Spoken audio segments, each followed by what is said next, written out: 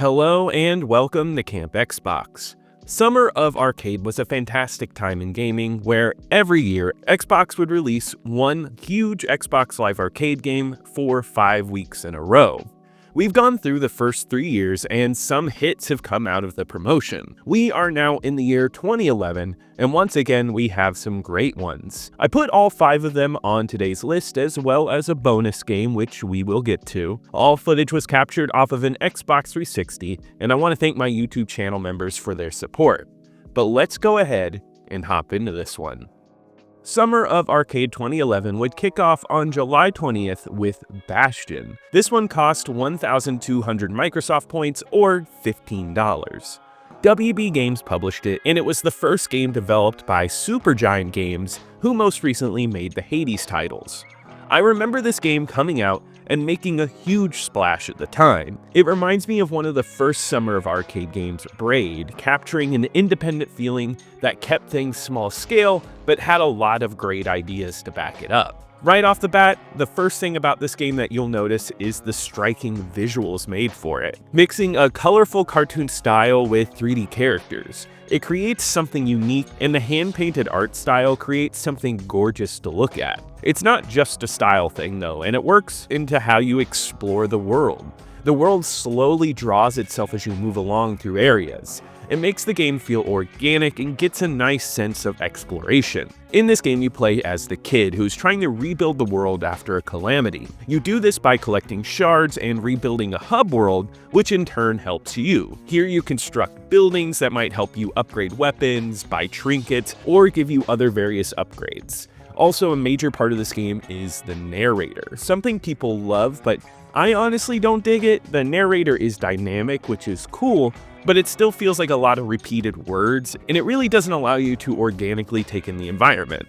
I feel like it's an overlap of elements and is a bit messy because of it, but this is just me because I know people love this about this game. I just don't really like narrators in general in media. I think it covers up the unique musical quality that this game has.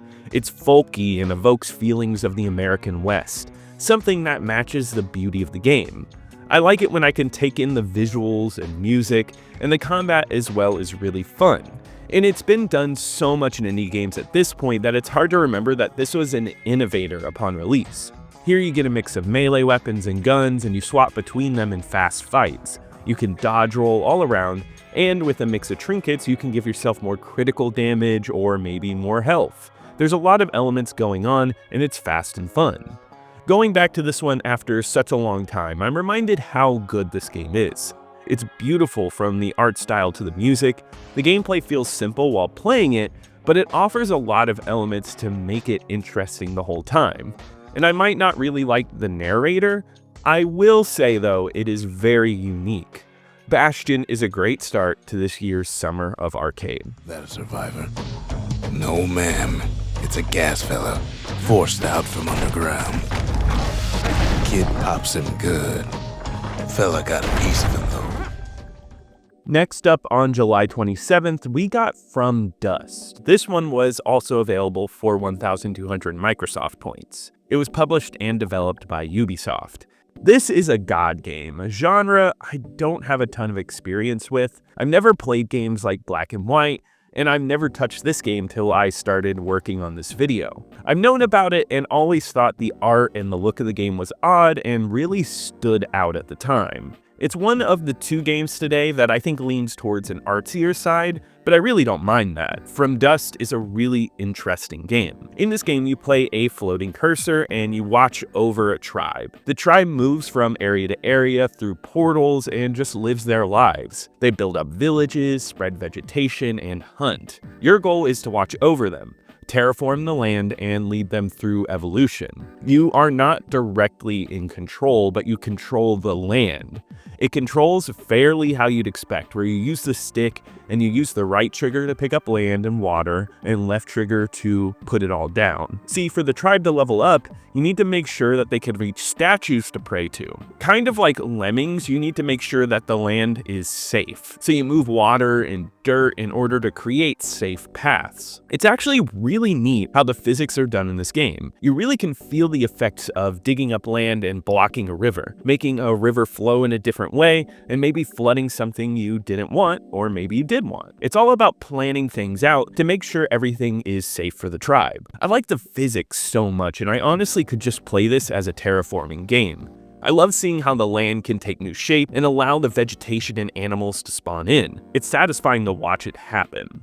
Now, this is all within a strict time limit, like a tidal wave might be incoming and you have to make sure the tribe prays and can block it before it hits. This is what makes the loop of gameplay work. You can't just sit and terraform, you have to do something substantial quickly. It's a great hook, and completing challenges leads to more levels and stories diving into the history of this world.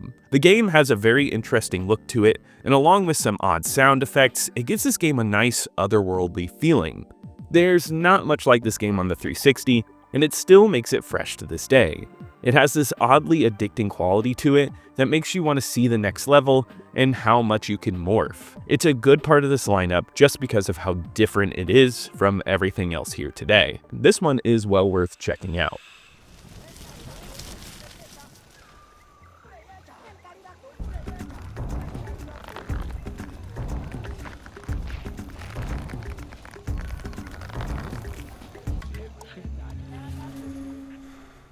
Next, on August 3rd, we got Insanely Twisted Shadow Planet. This also cost 1,200 Microsoft points and was developed by Shadow Planet Productions and published by Microsoft Game Studios. When I mentioned that there was another artsier game on the From Dust section, this is the one I was referring to. Insanely Twisted Shadow Planet is a game that's all about its art style, and it creates this odd puzzle game that feels unique for the time, but does borrow from other games. The first thing you'll notice is the stark 2D style in this game.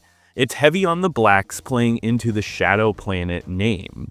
Darkness seeps through and dark elements like tentacles and weird creatures pop up from the ground. It's similar to Limbo from a past summer of arcade, where this works into the puzzle design. The artists choose how you perceive things, and elements blending in the colors can make it so you can solve a puzzle or get those aha moments of discovery. In this game, you play a little spaceship and you move around a planet, destroying enemies, and you make traversal easier by destroying obstacles. This is a 2D game, and it's very much a Metroidvania. You'll discover new areas from exploration and gain upgrades in order to move on. Nowadays, I find Metroidvanias to be a little overdone, but in 2011, it still was a very fresh thing to do. Even so, this isn't a hardcore Metroidvania. It's simplistic, and the paths that you go on are never confusing or weaving. It's more about puzzle solving to get to a certain point, using the tools of the UFO to get by. You might have to use your mechanical arm to move a tree limb, or your gun to move tentacles out of the way. There are a ton of different tools you get through playing, and it makes for something inventive. I also like the movement here where it's simple and floaty. I think games like the classic rare game Solar Jetman, which has you flying a spaceship in tight corridors, are fun. Though, it's not as difficult as that game, but this one does keep the spirit of it. It's simple to understand, but the puzzles are far from easy. At times, they can actually be a little demanding, but I don't think that's a bad thing at all. Part of its charm is how cryptic it can be, just like its visuals that blend all together in creative ways. It's a funky little game, and once again, it stands out as the only 2D styled game of the bunch today. Summer of Arcade always did a good job of trying to make sure every game brought something fresh. So, if you bought all 5, you would have different experiences. And I don't think this is my favorite of the bunch today, but it's certainly the most unique.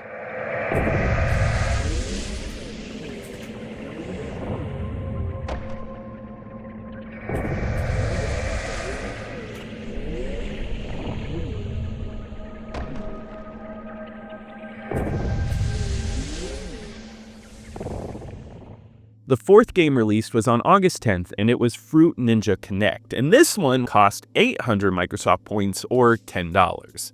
It was developed by Half Brick Studios and was published by Microsoft Game Studios. This is the first time a Kinect game shows up in the Summer of Arcade lineup and is one of the most simple games of the bunch. See, in 2010, Fruit Ninja came to phones and it spread like wildfire. This had to be one of the most popular mobile games ever at that point. It was simple, and you just slid your finger to chop fruit and avoid bombs. It was quick and easy, and it worked on the go. So a year later, it got in on the Kinect craze. I'm going to go ahead and say, I had so much fun playing this game. I'll be honest, the mobile version of Fruit Ninja is fine. It's not really a go-to for me, and it wasn't at the time. But bringing this to Kinect feels like a match made in heaven. You swing your arms to chop fruit that pops up. It's insanely simple with basic graphics and almost no game modes. It's what helps this game stay simple, and it makes the controls work. It's a simple swing and hit. I've played Kinect games that can't even get that right, but I had no problems with hits registering while playing this game. It's a smooth game, and you learn things like not swinging from the bottom or else you might hit a bomb, or when you should wait for multiple fruits to get a perfect combo. It's easy to understand, and I think this would be good for kids and parties. This game does feature multiplayer modes for co-op and versus. It features a Zen mode with no bombs, a challenge mode that allows you to try and beat increasing scores, a classic mode, and a time challenge. All of these experiences probably last a little over a minute, and it becomes a loop of doing this over and over. It's strangely addicting for I'd say about a half hour to an hour, but it is a blast. It plays so well, and it's an arcadey good time. Yet I'd say after that time, it is a bit tiring. There isn't really anything to do except for go for achievements. It's not a full package, so that's why I say I don't love it. I do think they could have made some way to give this a little more flair, like a pseudo story mode, something that felt like it had progression. But instead they go for something as simple as you can get, which I guess isn't a terrible thing.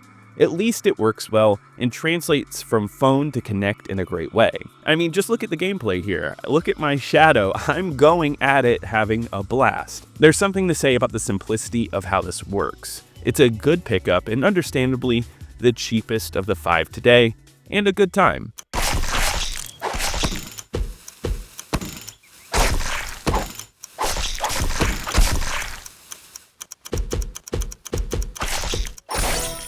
The final Summer of Arcade game of 2011 was released on August 17th.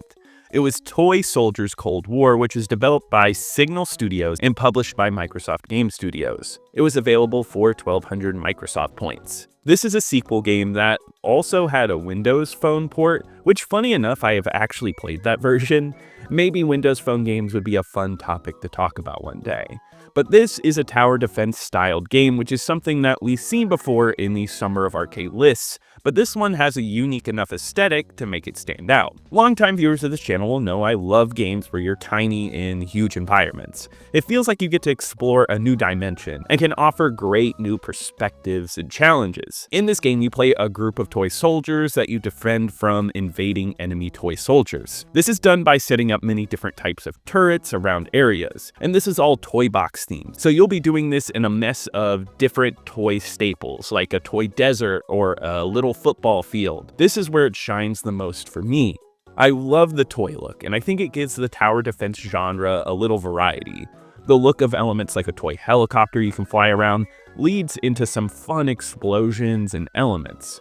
The gameplay is easy to understand. You place down guns and upgrade them with the money you earn from kills. You can control any of these guns at any time to take on the waves coming at you. Trust me, you're going to want to do it because the AI is not great. The turret stuff is pretty fun, if not a bit standard. You just sit in one place and shoot things down, and generally you're picking up the slack left behind by the AI. It's fun in bursts, but alone, I don't think it had me quite hooked, though the game does have multiplayer support, and I'm sure managing this with friends would have been an absolute blast. There is some fun stuff in this package, like a challenge and minigame mode. The minigame mode has you mastering skills for your turrets. There's stuff like target practice, but I had a good time with the rocket one. This has you controlling a rocket and moving through the different holes in a spinning wheel. The longer you go, the higher the score you get. It's simple, easy fun. That's this game in a nutshell. It might not have kept me playing for hours on end, but I did have a good time. The minigames are cute and the controls are good. It's the type of game I could play a match of and then move on to another game, and then just play this constantly between games. I do think the look of this game is the best part of the experience, and honestly just could have been better. But for what it is, it's a good time.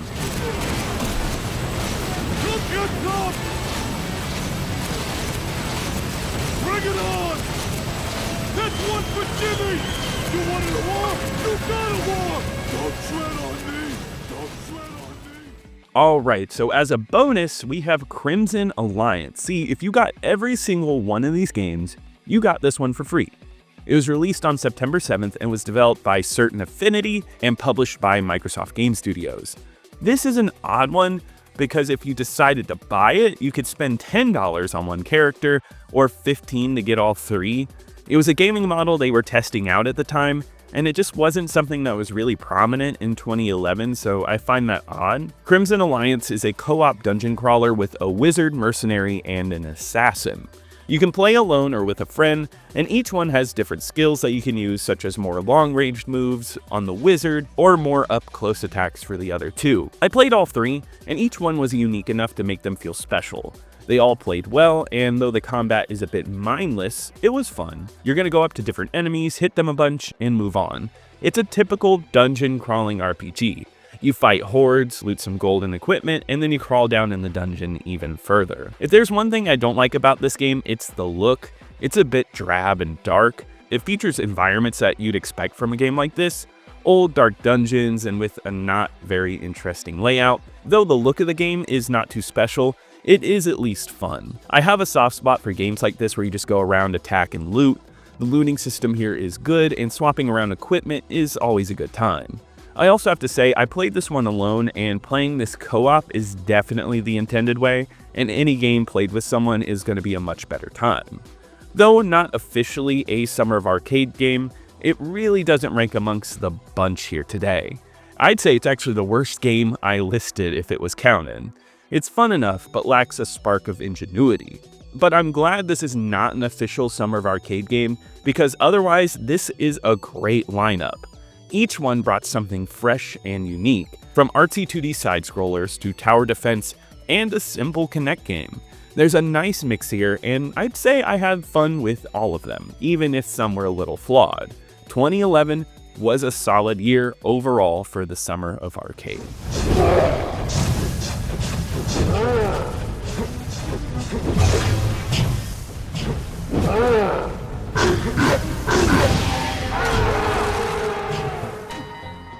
But that does wrap it up for today. If you enjoyed this video, please leave a like. It helps me out in the algorithm. Comment below with any memories of these games. I would love to hear from you. Subscribe to keep up with more retro Xbox content, and be sure to check out my second channel, Camp Extras, where I cover more non-Xbox retro content. And I want to give a huge shout out to my YouTube channel members. Thank you so much for your support. You really help out the channel. And I'll see you here next time at Camp Xbox.